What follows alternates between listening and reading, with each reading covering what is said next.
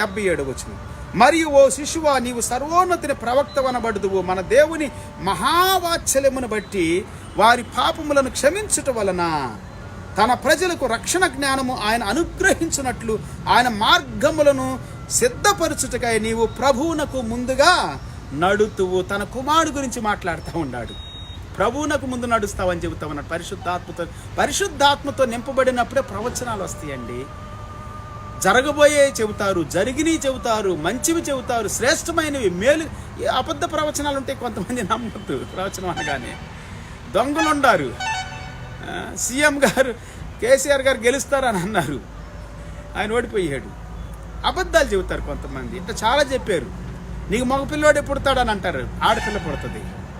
ఆడపిల్ల పుడితే మగపిల్లోడు పుడితే గెలుపులు ఓటములు ఎవరుండాలి ఎవరు పోవాలని దేవుని చిత్తంలో ఉంటుంది. సరే, కొన్ని దేవుడు బయలుపరుస్తాడు.